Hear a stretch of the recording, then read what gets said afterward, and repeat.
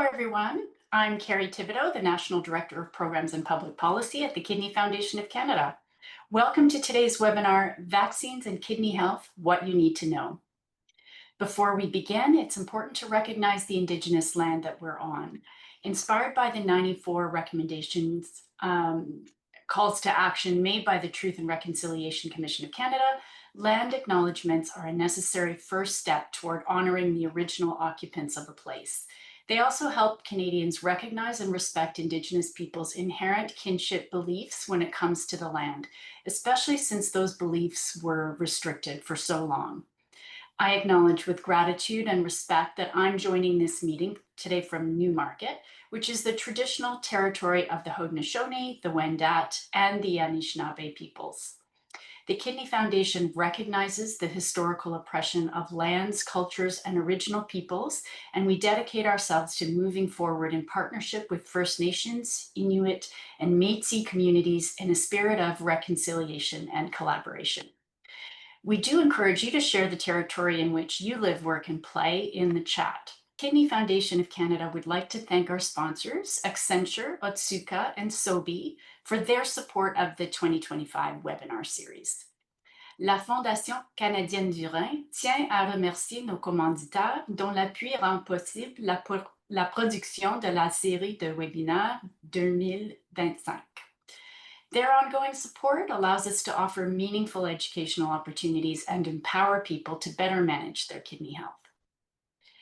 The information shared in today's webinar is current as of today, Wednesday, September 24th, 2025. We welcome your we welcome your questions throughout the session, which is intended to share information grounded in science and clinical practice in Canada. Please keep all discussion respectful and constructive so everyone feels safe to participate. Posts containing misleading or harmful claims will be moderated and/or removed. The content in today's webinar is intended for general information only. For guidance specific to your own health, please consult your healthcare team. Fabulous. Thank you so much, Carrie. And now I have the pleasure of introducing our panelists. So first today is Chandani Sahgal. Born and raised in Halifax, Nova Scotia, Chandani is a clinical pharmacist with a background in biochemistry and a pharmacy degree from Dalhousie University. After completing a pharmacy residency at the Ottawa Hospital in 2021, she began her career in orthopedic surgery before pursuing her passion for kidney transplant medicine. Since 2023, Chandani has worked at the Queen Elizabeth II Health Sciences Centre Outpatient Kidney Transplant Clinic, where she supports patient care and multi-organ transplant program. She is also active in transplant research and protocol development. As a true maritimer, Chandani loves food and life by the ocean. She brings clinical expertise, patient-centered care, and a drive to advance kidney transplantation. Thank you, Chandani. We're so excited for you to be with us today. And next, we'll get through all of our wonderful Dr. Dipali Kumar is a professor of medicine at the University of Toronto and director of transplant infectious disease at the University Health Network, Mgira Transplant Center in Toronto, Canada. Her clinical and research interests focus on infections in transplant recipients, including the impact of viruses and vaccines in the transplant population, especially the COVID-19. Dr. Kumar has published over 250 scientific papers and mentored many trainees. She is currently the immediate past president of the American Society of Transplantation and the chair of the Canadian Standards Association Committee on Cells, Tissue, and Organ Transplantation. Dr. Kumar, thank you so much for joining us today as well. And last but not least on our panelists today, we have Anne Wang. Anne is celebrating, and you do read that right, 8 weeks since her successful kidney transplant. As someone who has been living with kidney disease since she was 21 years old, Anne is well versed in the importance of keeping up to date with her vaccines. However, now that she's in a new, she's received a kidney, she's navigating the world of vaccines as a transplant patient a little bit more complicated. So we'll tackle that a little bit later on. Anne lives in the Yukon's boreal forest with her husband, Ben, and enjoys volunteering as a member of the board of directors for the Kidney Foundation BC and Yukon branch. Thank you, Anne. We know that temporarily you're here in Vancouver, so thanks for joining us while you're recovering from your surgery. Fabulous. Okay, well, now we're going to get into the presentation portion of our session. So I'm going to invite Chandini to take us through what we need to know about vaccines and kidney health. I'll welcome and send it over to you to Chandini. Thank you. Thank you, Kate, for that wonderful introduction. And thank you all for joining today. As a transplant pharmacist, I have the pleasure of discussing vaccine health with my patients every day. So I'm happy to be here to discuss a lot of this information with you as well. We're going to dive into what vaccines do and how do they work. So some of you may already know this, but vaccines prepare your immune system to fight infections. They trigger the production of antibodies, which can identify and attack germs that we encounter. For those of us who may not be familiar with what an antibody is, it's actually a protein within our immune system which develops a memory. And these proteins can then attack very quickly when they encounter a germ. Vaccines actually help us prevent illness in two different ways. They protect us from catching an infection, but also managing the response to an infection as well. We are going to be discussing a lot of information about vaccines today. However, it is always important to follow the advice and recommendations of your healthcare team to determine which vaccines are appropriate for you and the timing as well. Next slide. Oh, and yes, there is, sorry about that. There's actually a poll that we're going to start with. And feel free if you are willing to give this a shot. Patients with chronic kidney disease have a higher risk of severe flu. And you're going to answer yes or no.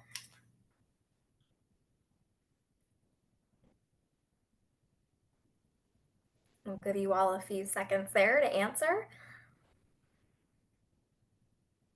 Okay, so we have a large portion of you folks responding yes, and we will certainly get into this further along the presentation. Okay, so this is an illustration of basically what I described in the last slide. For those of you who need a little bit of a visual to help you understand, as you can see, there are parts of a germ that can be included within the vaccine component. And once we get injected with that vaccine, that begins the action of that antibody production. When we have contact with the germ in a different setting, our antibodies will remember that germ and help us fight the infection. Because we have antibody development, we can, like I mentioned before, have a fast response time. As well, we can decrease the risk of severe infection. So we do have another poll as well. So I'm going to have that brought up. So transplant patients can receive live vaccines, yes or no?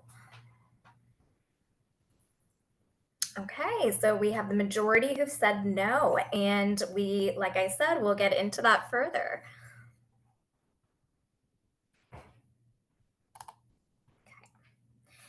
So vaccines are categorized into two different types. The first one being non-live vaccine.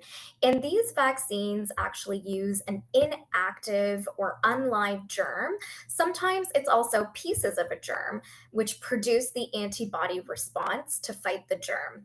Examples of this type of vaccines include the flu vaccine or the pneumococcal vaccine, also known as the pneumonia vaccine. Most vaccines available today are considered non-live vaccines, and there are also different type of non-live vaccines as well. One term that I can come up with on the top of my head that many of you might know of is also known as the mRNA vaccine, which is quite common amongst our COVID vaccine series. The second type of vaccine is the live attenuated vaccine, which was brought up in our polls. This is considered a type of vaccine that has a weakened form of an active germ. These vaccines can actually create a strong and longer lasting immune response. And an example of this are the measles, mumps, and rubella vaccines. However, live vaccines are actually not typically recommended for recipients of a kidney transplant and for people who are living with advanced chronic kidney disease. And we'll move to the next slide. Okay. So we talked about the different types of vaccines. There are also vaccines that may require multiple doses or boosters, as identified on this slide here. Sometimes vaccines wear off over time, the effectiveness, in which case a booster might be needed. Sometimes vaccines may need multiple doses to be effective as well. As well, sometimes we do have a very particular type of vaccine which may need an annual update, such as the flu vaccine. Our flu strains can change over time, and therefore a new vaccine must be developed so that we can be protected accordingly. And we can go to the next slide there. Great. So I'm sure a lot of you are wondering about vaccine safety and effectiveness. So to be very clear, vaccines are safe and effective for people who have chronic kidney disease. All vaccines available today have gone through a vigorous study and approval process by Health Canada, which is why they are on the market today. People with kidney disease, may experience vaccine side effects more often and for a longer period of time. And these side effects may include pain and rashes or redness at the injection site, some muscle and joint pain, discomfort or headache, and mild fever and chills. Serious side effects should be discussed with your healthcare team prior to vaccinations. And if they don't come up, it's always a good idea to ask. Right. And a bit more about some live vaccines, just so that we're all covering all of our bases here. As mentioned, these live vaccines can produce a very strong immune response, and they're not recommended for people with weakened immune systems. And the reason behind this is because medications that could be taken by transplant recipients or people with chronic illnesses can weaken the immune system. Contact with the active germ that are in the live vaccines can actually increase vaccine related side effects, including the disease that's related to the vaccine itself. Non live vaccines are generally safe and effective for people living with kidney disease, kidney failure, and transplant.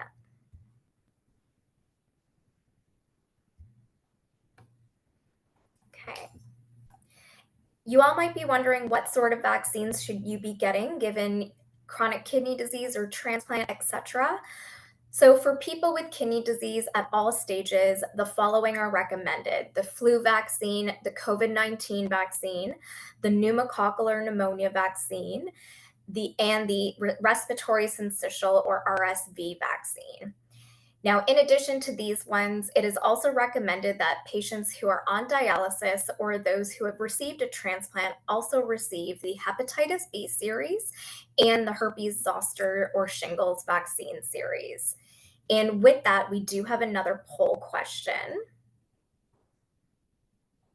So, what is your top barrier to vaccination?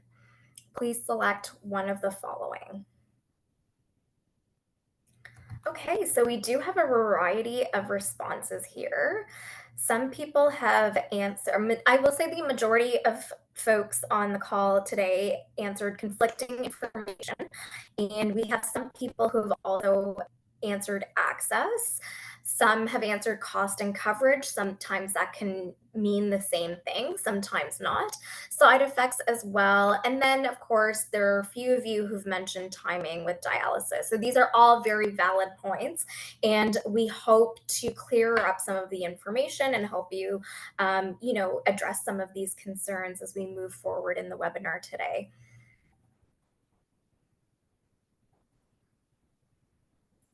So, a few other facts that we'd like to mention to you all. As some of us know, kidney disease and dialysis can weaken your immune system over time.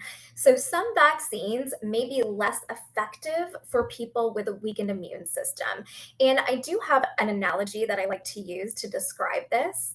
So, when we think about going out into a snowstorm, a person with a fully functioning immune system may have their winter jacket and their hat and their gloves.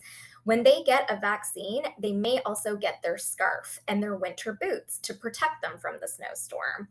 Now, when we think about someone who has an immune system that's less effective or weakened, you may only have a t shirt to go into that snowstorm with. And when you get the vaccine, you might not get your scarf, you might not get your boots, but you may get a jacket and you may get your gloves. So the moral of that story really is that although it may not be 100% effective, which most vaccines are not anyway, you will still get some level of protection when you do receive a vaccine. So, people living with kidney disease or kidney failure may also need higher doses or an extra dose of a vaccine to compensate for that weakened immune system. As well, your family and friends can lower your risk of infection by getting vaccinated too. Going with this, how can your family and friends support you? So, we do suggest that folks who are in your close circle get vaccinated as well. For some people, vaccination has become a very sensitive topic over the past 5 years.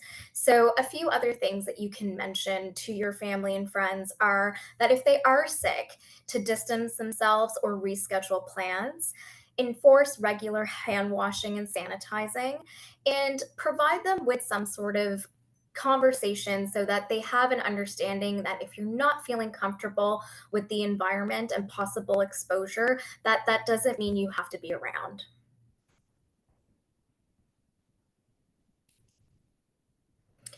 Additional ways to stay healthy is always recommended regardless of vaccination status. So, some important points, especially for those who've received a kidney transplant, would include wearing a mask, okay? Washing your hands, making sure you're well sanitized, socially distancing if needed, especially around friends or family members who are known to be ill, and of course, maintaining a healthy lifestyle such as diet and exercise.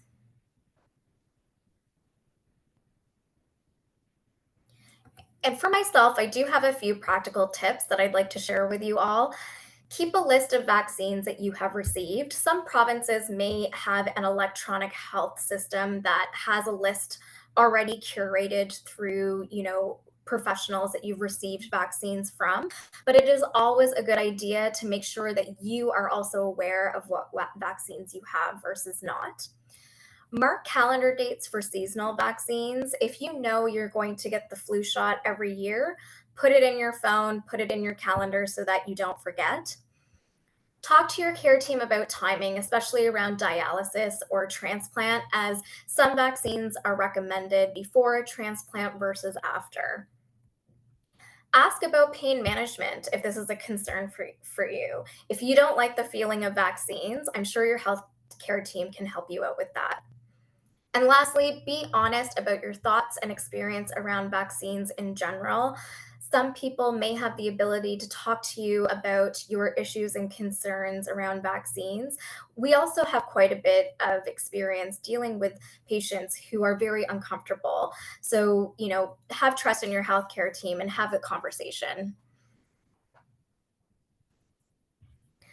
And lastly, but certainly not least important, the cost and coverage behind vaccines can certainly be a concern. Now, this can vary from province to province, so it's always a good idea to check with your healthcare team on what vaccines may or may not be covered. It's also a good idea to check in with your private health coverage, as some companies may cover the cost of vaccines as well. And this is the last slide. So we do have one more poll that will come from the information I have given you. So, what is one vaccine you're least sure about and why? So it looks like we can't see a lot of those answers, but we will be having further discussion on this. So hopefully we'll get some more thoughts on some vaccines that some of you are at least sure about. Awesome. Shannon, thank you so much. Yes, we'll kind of dive into that here shortly. And so thank you so much for, sharing the important information about vaccines and kidney health. Greatly appreciate you taking us through there. And I see some great questions coming in. So keep putting those in and we'll get to them here shortly. Now, before we kind of grab into those questions that everyone's putting in, we just want to have a bit of a roundtable conversation. And so I'm going to invite Anne and Dr. Dipali Kumar to come off mute, and we're going to have a little roundtable discussion. And as mentioned, is newly transplanted and has some questions for the professionals today. And thank you so much for being here. Congrats on your kidney transplant. And how are you feeling? Thank you. I'm feeling really good. I'm feeling very, very good. Oh, that's great. And we're so glad that you're here with us. So, you've been on this journey for a number of years or several years, but now you're transplanted. I would love for you to ask our couple panelists here today some questions that you maybe have top of mind right now. Yes, thank you. So my first question is, as we know, transplant patients are immunosuppressed due to the anti-rejection medication that we take. Should we expect stronger side effects from certain vaccinations? And I know, Chandni, you touched on that earlier, but yes, that's my first question. Yeah, so maybe I'll take that one. So first of all, Anne, congratulations as well, and I hope you're feeling well. Um, so I think it's a great question. Certainly, as you know, once you've gotten a transplant, you have to be on anti-rejection medications for it's basically lifelong, and those medications are there to prevent rejection. They lower the immune system and with regards to side effects of vaccines, in the medical literature, we haven't seen any real differences in side effects if you're on anti-rejection immunosuppressives versus if you weren't. So I would say, if you're getting a vaccine, expect very similar types of side effects to others. Interesting, thank you. That's put my mind at ease a little bit. Second question is, how well do vaccines work with the immunosuppressants that transplant patients have to take? Right. So, the immune system is an amazing thing, and here we are with transplantation suppressing the immune system. So, when you do get a vaccine, then I think it only makes sense that the vaccine is not going to be as effective as it would have been if you weren't taking immune suppression. I think one thing that I always like to tell people is that partial protection is better than no protection at all. And, again, what we've seen in research studies is that even if the vaccine is not protecting you 100% from getting the flu or COVID, it does protect you from the severe consequences of that infection. So, it will protect you from going to the ICU. It will, protect you from severe lung infection, for example, from these viruses. So partial protection is really better than no protection at all. And I really enjoyed, Chandni, your snowstorm analogy as well. That was a really nice explanation. I have a couple more questions. My third one is, how long after transplant is it safe to start getting vaccinations again? Yeah, so safety is actually not an issue at all with when it comes to vaccines after transplant. So really, it's safe to get a vaccine, any inactive vaccine, anytime after transplant. Um, the reason I'm sure you've heard that there's a recommendation to slightly delay starting vaccination once you've had your transplant.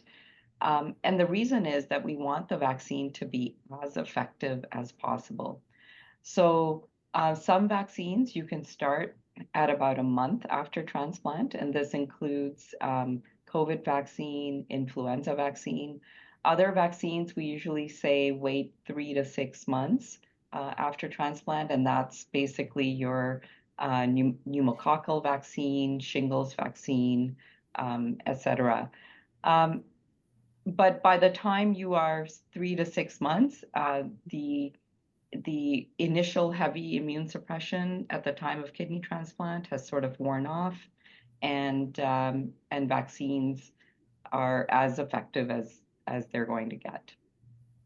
Thank you so much. That was super helpful. Fourth question. We are told not to get live vaccines as transplant patients. What's the theory behind this, and why is it important for us to stay away from them?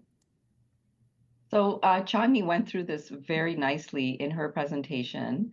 Um, a live vaccine contains a weakened form of the virus, essentially.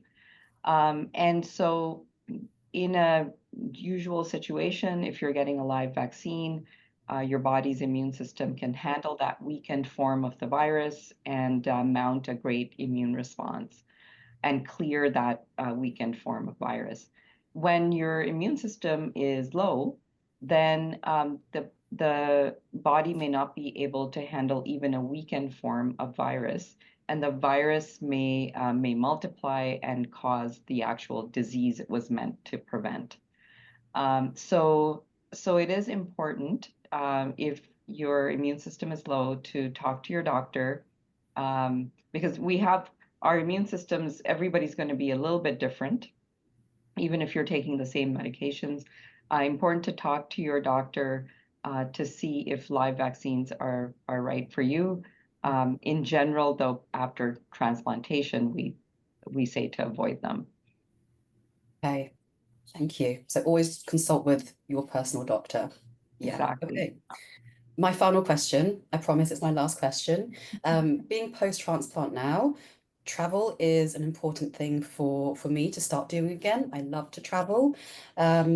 So some countries require vaccinations.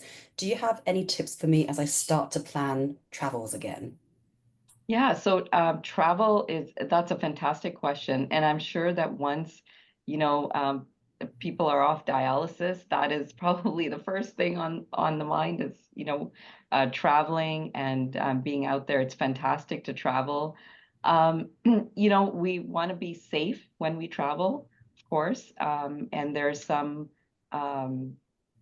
general things that I say before I get to the vaccines, like good hand washing when you're traveling, carry that hand sanitizer with you, wear a mask in crowded spaces, and know where you are going and how long you're going for.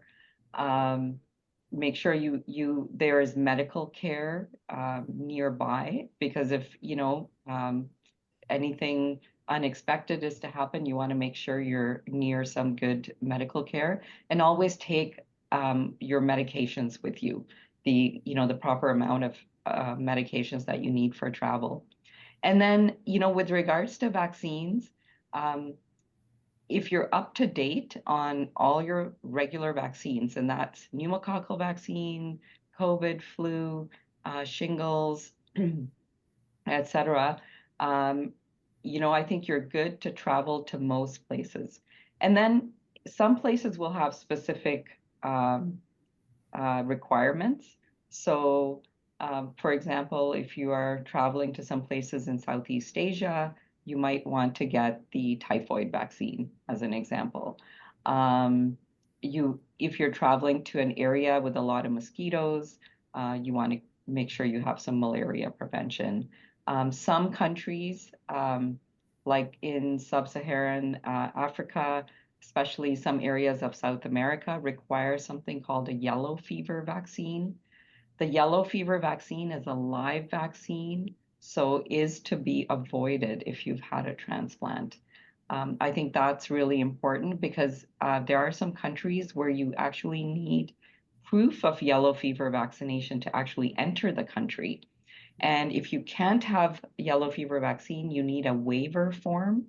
And so it's very important to ask your healthcare provider, tell them where you're going so they can advise you on exactly if you need a waiver form. Um, and even a travel clinics are quite good in knowing what's required in each country. So each country is different. So very important to map that out before you go. Chandni, I don't know if you have any thoughts on that I'll as add a well. few things as well. Yeah, no, that I would have touched on all of that. Uh, uh, but as well, I also recommend, especially if you do have to receive certain vaccines, I do recommend that you complete all of your vaccinations that are required for your trip at least 2 weeks before your departure. And some vaccines may need multiple doses. So it is a great idea to just plan months in advance. I know for some trips this is harder to do than others, but hopefully, if you are traveling outside of the country, you do have an idea of when you might be leaving far in advance enough so that you can start planning to get vaccines. And I was also going to mention visiting a travel clinic would be very helpful because they are absolutely excellent at giving you all of the recommendations for the particular destination that you are traveling to.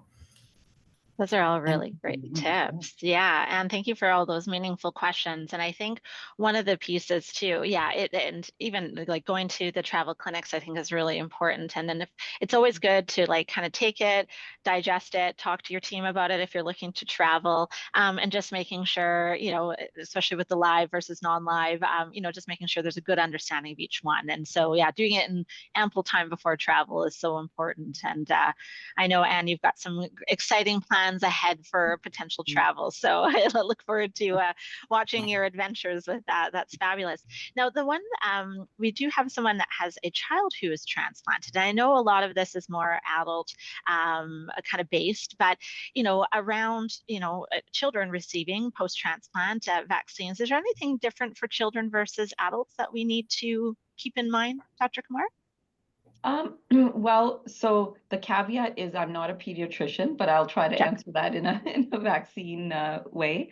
Um, so there, the childhood vaccines, the best thing is actually to be vaccinated before the transplant and make sure that um, the child who is up for transplant has all their vaccines because it really makes it so much simpler after having a transplant. And kids, are going to school and interacting with other children, and so respiratory viruses, we all know, kids get a lot of respiratory viruses. So I would say that respiratory virus vaccines like COVID vaccine, like flu shots are important post-transplant in children.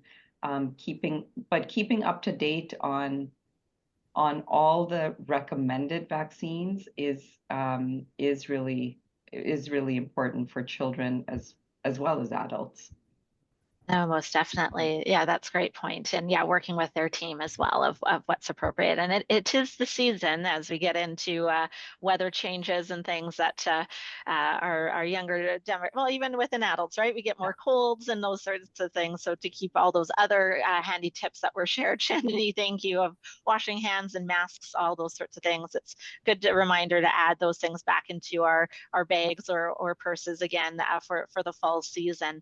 Now, we talked a lot about, and thank you for your perspective from the transplant. And just before we move on to the question and answers, is, for those that may be living with reduced or dialysis, and I know you highlighted some of the top vaccines, Chandani, of what should be done. How often should those be done or updated or boosted for someone that's living with kidney disease? Chandani, do you want to? I'm not sure if you want to comment on No, that one first. I can start us off with that one. So for the most part, we do recommend following the general recommended schedules by Health Canada. So for example, with the flu vaccine, which comes out yearly. We do recommend yearly. For some people with advanced disease, there may be a recommendation to have the flu vaccine twice a year. I personally have not recommended that in my practice, but some healthcare professionals may do that. Um, Additionally, with the COVID vaccine, I will say for patients who have a weakened immune system or have advanced chronic kidney disease, it is typically recommended to have the COVID vaccine twice a year. So usually biannually per season. So once in the fall and once in the spring.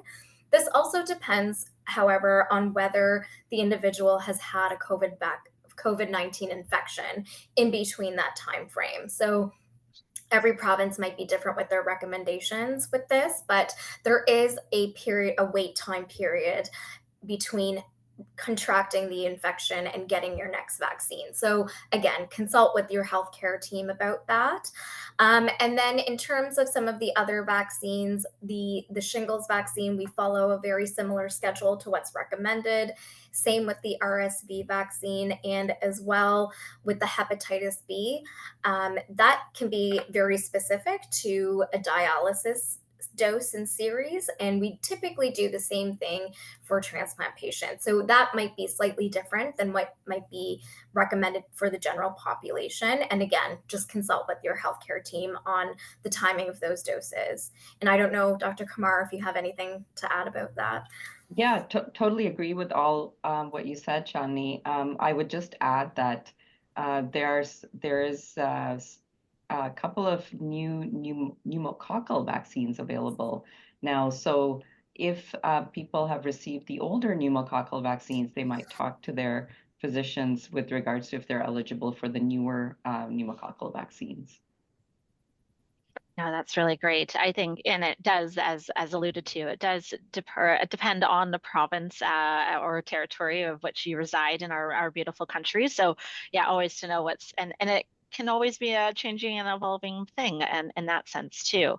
And I know we quickly, so starting, let's say, starting dialysis or getting a transplant, it was mentioned there are certain vaccines that should be had ahead of time. Is there a few that you could key in? I'm trying to remember from 8 years ago what those things were, but and I guess it would be a little bit fresher for you. But what are the few ones prior to either dialysis or transplant specifically would need to be done beforehand? Dr. Kumar, do you want to comment on that? Oh, sure. So, I think it's all the ones that Chani mentioned. So we want to make sure as many as much as you can to be updated with all the vaccines. So that includes pneumococcal vaccine, hepatitis B vaccine, uh, shingles vaccine, of course, and then the respiratory vaccines, the COVID, the flu, and RSV vaccines as well. So just having, making sure that at least those main vaccines are updated. I may have missed some, Chatney, so please chime in. No, Um, absolutely. but those are the basic ones that you want updated. And if you're in the middle of vaccination, so let's say hepatitis B vaccine where you require 2 or 3 doses, if you're in the middle of your vaccination series and you happen to get a transplant, you can always complete those vaccines after the transplant as well. So, yeah. Right. That's really Yeah. great to keep in mind as those especially waiting on a potential transplant list. You don't know when that beautiful call is going to come. So that's good to keep in mind that something like that could be continued. Chandani, sorry. Yeah, I'll add a few more points there too. So we talked a lot about live vaccines and how it's not recommended to receive those when you do have a weakened immune response. So we do recommend pre-dialysis or pre-transplant. As much as you can get those live vaccines into your system, that would be wonderful. For transplant, I'm not entirely sure just because I work primarily with the transplant population. The recommendations for how long before your dialysis begins might be different per center, but generally the rule of thumb for a transplant is that we do recommend having your live vaccines under your belt at least 4 weeks before you get your call. So it's always good, if you're in the process of getting worked up, try and get as many of those live vaccines as you can, just given that you could get that call anytime. Absolutely. And I think one of the key pieces, and you made a great point of noting down all the vaccines because they don't all happen at the same time. So keeping track of it is really important. And I think as a kidney patient myself, and something as you move forward, there's been points in my journey when all of a sudden maybe someone that's not specific to my kidney care is going, oh, you should, your levels, like as an example, my MMR was low after I had a child. And so they were going to give me a booster. I was like, hold on, sort of thing. And I get out my phone and I message my team and I'm like, I just want to triple check that, this is something that I should not receive. And they got back to me right away and like, no, please do not get that. So then, because not everybody is up to date potentially on depending on your avenue of care, may or may not know. So it is, being your own advocate or highlighting or asking a question is really important through your journey, no matter in what stage. So that was one example, even in the last, 3 years that I've had to, tackle as well. So just a hot point there. I did want to circle before we have kind of started to answer some of these questions as we had this chat here as well. But I did want to go back that last question that we put, our poll that we put out to everybody on the session today. The kind of the top results, we'll say, of people's kind of general concerns or not sure about are either the shingles vaccine and COVID. Dr. Kumar, can I maybe start with you? You definitely have a lot of background around COVID vaccines and that sort of thing. For those that have maybe some questions or concerns on there, what information could you share that could maybe either alleviate or answer some of those questions? So I think what we know about, so I'll tackle COVID first because I think, Sure. this is, so the current recommendation, as Chandni mentioned about COVID vaccine, if you're immunosuppressed, is to receive it every 6 months. One thing we know is that the variants of COVID are changing, and they change every few months. There seems to be a new variant of COVID. It's a bit of an alphabet soup, I call it. The vaccine, for example, that's coming out this fall, tackles a specific variant of COVID, which we believe is cross-protective to other variants of COVID that are circulating. So, I would say keep your eyes and ears peeled for those new variants of COVID and the new vaccines that come out. And they seem to be coming out in the fall. This is what the pattern that we're seeing. And the reason it's recommended every 6 months is that immunity wanes so quite quickly, actually, after receiving these vaccines. So, by 6 months, your body is basically ready for another booster. So that's what I would say about COVID vaccines. We've learned a lot about COVID and how severe it can be if you're immune suppressed. We've seen people land in the ICU and have severe lung infection from COVID. So I think COVID is one of those very important vaccines. Maybe I'll turn it over to Chani if she has anything more with COVID, and then we can talk about shingles as well.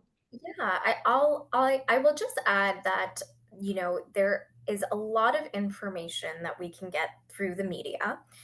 And I think it's really important, as I had mentioned in some of my practical tips, whatever you are seeing that might concern you, talk to your healthcare team about it. It is oftentimes that we do have numbers and data on some of the side effects that you might read about, and we might be able to alleviate some of your concerns when we are able to present that to you. So, certainly we do get an overload of information nowadays. So anything that comes up that worries you about the COVID vaccine, please do talk to your healthcare team about it. Yeah, absolutely. I think it's so important to talk to somebody you trust as opposed to, reading a tweet or, a message from a random person, right? So very, very important to talk to a healthcare provider that you trust for accurate information. And then shingles vaccine. Kate, did you want us to, that Yeah, seems, maybe that seemed to be kind of the one that people are a little unsure of. And I know there's been lots of changes within the shingles vaccine, even in the yeah. last like 8 years, especially for post-transplant. It's definitely, we're seeing it more being recommended. So any insight to answer some people's Yeah. questions?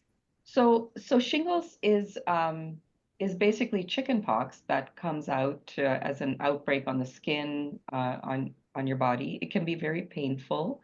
If it comes out on your face, you won't like that very much.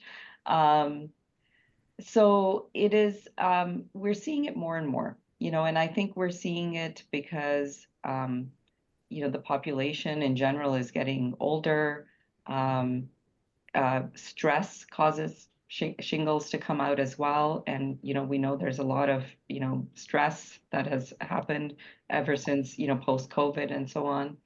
Um, and so I think it is very important to get that shingles vaccine. There was back in um, early 2000s, I want to say around 2007, 2008, a live shingles vaccine had been approved in Canada. And this was a vaccine that you could get prior to having your transplant, but you couldn't get it after having the transplant. And so it was very limited in the way that we could use it. Then in 2017, 2018, there was a non-live vaccine that was approved.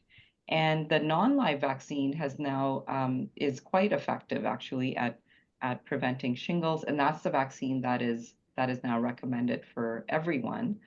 It's recommended for all adults. It's a two-dose vaccine, and but so far you only need it in just those two doses. You don't need to keep getting it every year or every 5 years, as far as we know so far.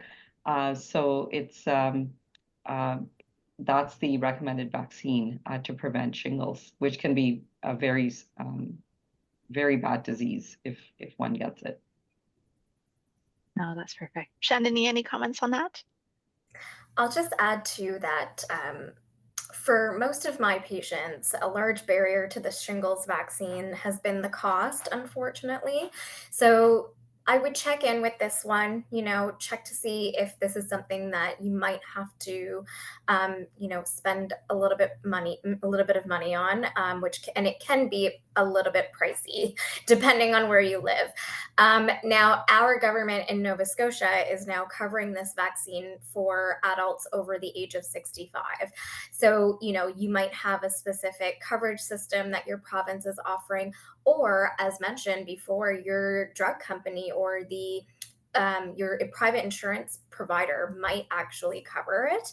So check in with that one, and again, just be honest with what you're able to do and what you're not. Yeah, that's fantastic. Well, thank you very much. Uh, so we've kind of started to answer a few of these questions that I see coming in, which is fabulous. But just in case people weren't, just remember on the toolbar at the bottom, there's the Q&A. So if there's something, one of the ones I wanted to grab into here is, if vaccines trigger, let's say, antibodies, can those added antibodies make it more difficult to get transplanted? I thought that was an interesting question. Dr. Kumar, would you like to comment on that one?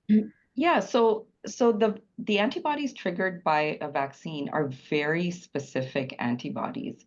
They are very specific to the virus or bacteria that vaccine is trying to prevent.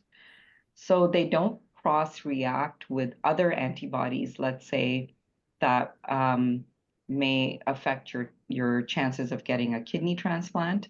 I think that's been shown very nicely in the medical literature that the antibodies are very specific to the bacteria or virus, as opposed to your kidney. So there shouldn't be any issues with getting vaccines before your transplant.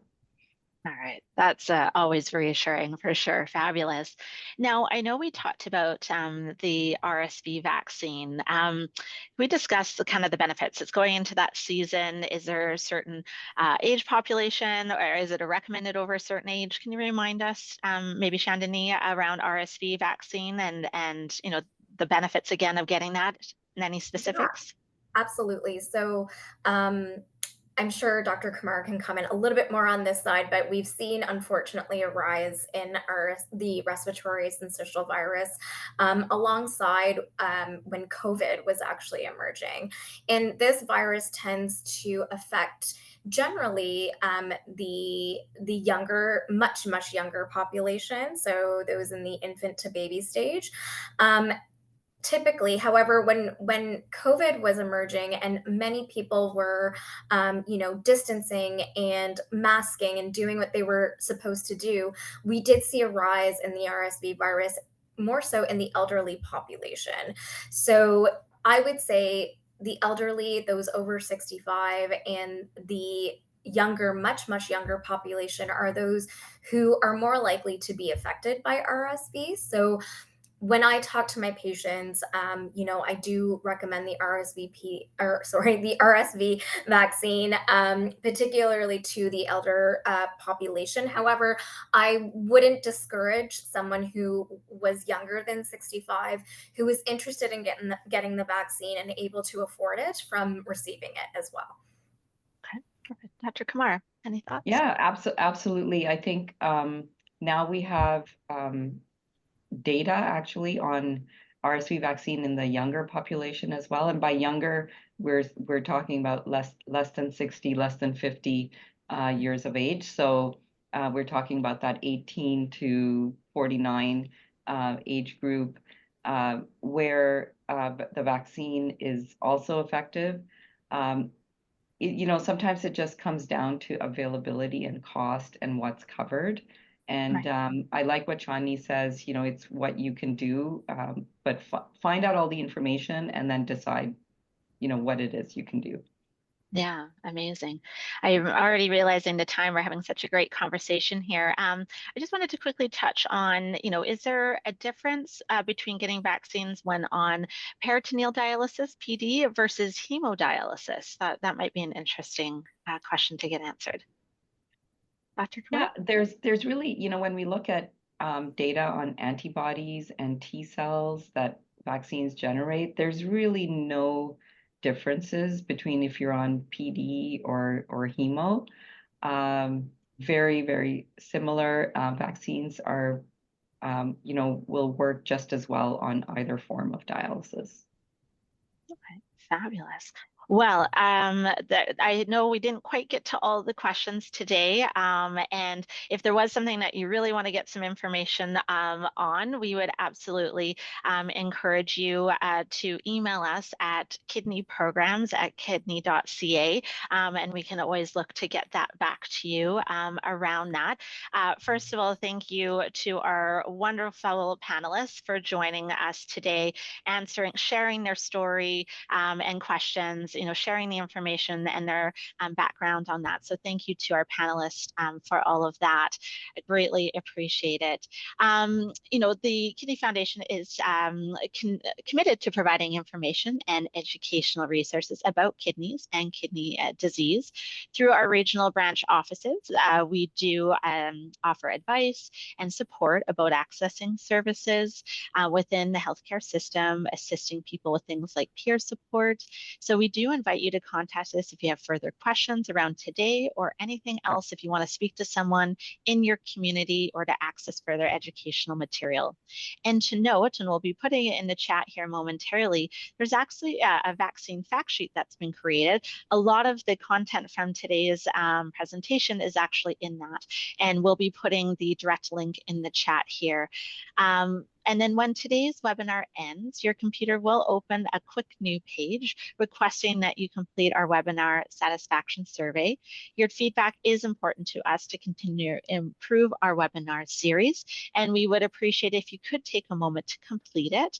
The survey is available in both English and French, and you'll find the language toggle in the upper right-hand corner of your screen. And now I'm going to pass it on to Carrie for a few last words. Thank you. Thank you, Kate. On behalf of the Kidney Foundation of Canada, thank you for attending today's webinar, Vaccines and Kidney Health, What You Need to Know. We hope you found the session informative and that it gave you some helpful insights to support your health. Before everybody leaves for today, we just want to point out that we have 2 fabulous webinars coming up. We'd invite you to click the link in the chat to register for those. One is called Black Voices in Kidney Health, How to Get Involved and Impact Care, and that's on October 9th. And then we also have a cooking demonstration with Anna Olson, who is a celebrity chef and baker, and that one is scheduled for October 16th, both of those at noon. Trust me, you don't want to miss it. They're both going to be great webinars. Thanks very much and have a wonderful day.